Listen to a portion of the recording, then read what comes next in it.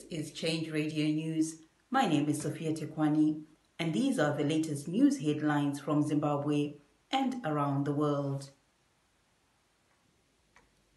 Mako released from remand prison. We must end election rigging and abuse of human rights in Zimbabwe to bring an end to the migration crisis, says President Nelson Chamisa. And it's criminal for the MDC T to say they contested the 2018 elections as the MDC Alliance, say analysts.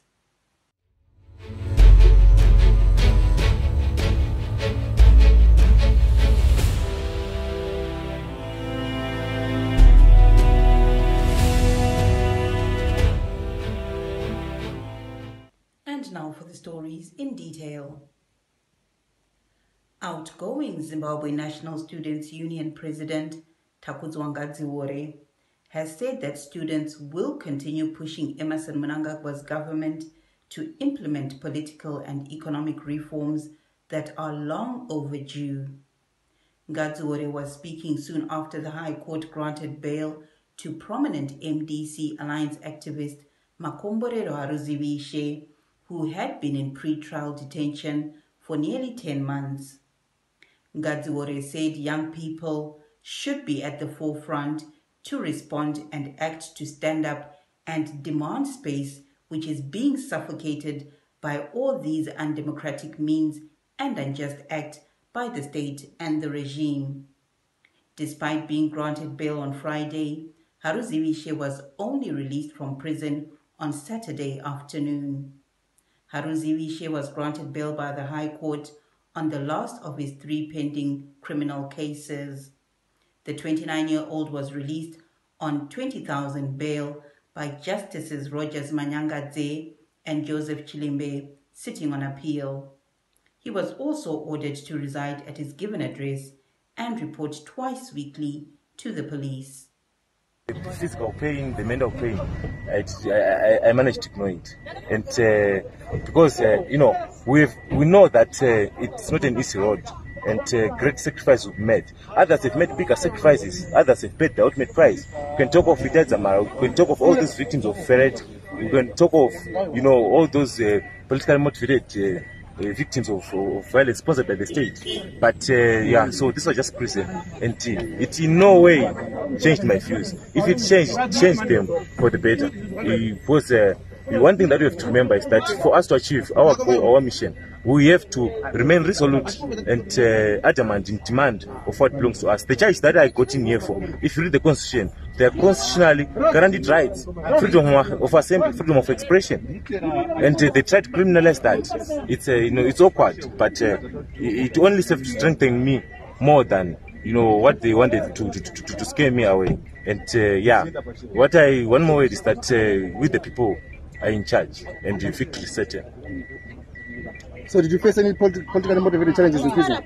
Yeah, definitely. From prison to courts to everything. State capture is a reality. And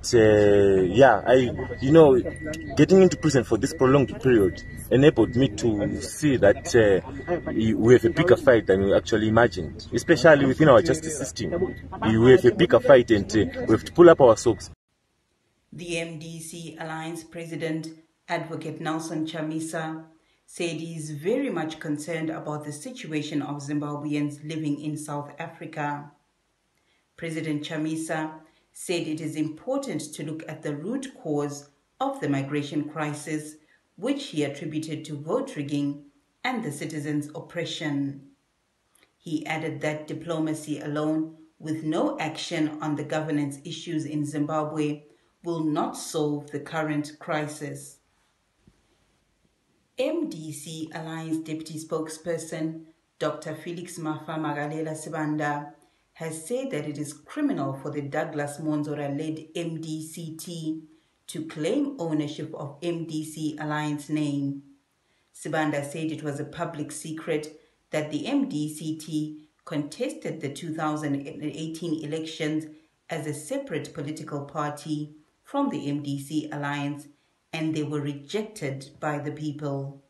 Sibanda said, We as the MDC Alliance, led by Advocate Chamisa, would like to put the record straight that we are the only party in 2018 that contested under the name MDC Alliance. Ironically, we are being told by MDC T spokesperson that MDC T contested under the name MDC Alliance, which is a fabrication. There is no truth in that. Are they not aware that we keep records? Are they not aware that Dr. Coupe contested as the leader of MDCT and seconded by Obed Gudu? Are they not aware that during 2018 there were 24 political parties where Dr. Coupe contested presidential as a presidential candidate together with the other 23 who include Advocate Chamisa, MDC Alliance, Comrade Mnangagwa, ZANU-PF and other smaller parties as they were. And in international news, Russia's President Vladimir Putin has said his Kazakh counterpart Kassym-Jomart Tokayev on Saturday discussed restoring order in Kazakhstan following days of violence and unrest as several high-profile officials were detained on suspicion of treason. At least 16 people were killed and 10 others seriously injured on Friday in a gas explosion in southwestern China, according to the country's Ministry of Emergency Management. The ministry said a cafeteria for a local government district office in Chongqing City collapsed after a suspected gas leak and explosion, trapping a total of 26 people. Libya's top prosecutor on Wednesday ordered the country's culture minister jailed pending an investigation into allegations of corruption. Prosecutor General Al-Sadiq Al-Sawa said in a statement that Minister Mabruka Othman would be jailed for 4 days pending investigations into alleged managerial and financial irregularities and forgery. The accusations include misuse of public funds and forging official documents to conceal the irregularities. In the COVID-19 news and updates. Yesterday, the Health Ministry said Zimbabwe had recorded 1,104 new cases of COVID-19. Sadly, there were 28 deaths due to virus-related complications. We at Change Radio continue to urge citizens to take precautionary measures in the fight against the virus, including sanitizing, practicing social distancing, and getting vaccinated. And in sports news, ZIFA Acting Chief Executive Officer Xolisani Gwesela has explained why Benjani Moriwari has failed to travel with the Warriors to the Cameroon for the AFCON 2021 tournament.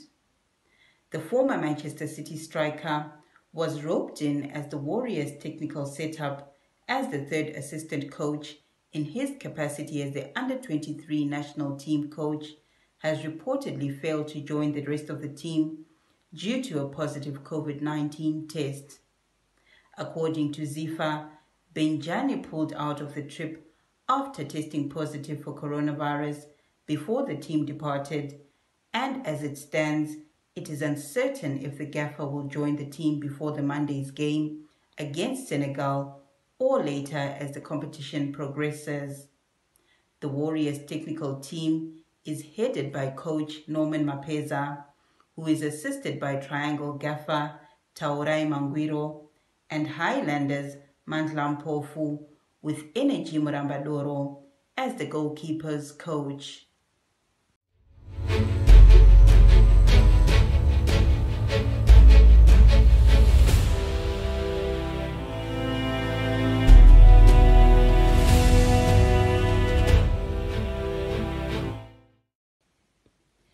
And to end this bulletin, here are the headlines once again.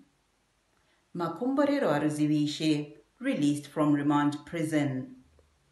We must end election rigging and the abuse of citizens' human rights in order to end the migration crisis, says President Nelson Chamisa. And it's criminal for the MDC T to say they contested the 2018 elections as the MDC Alliance, say analysts.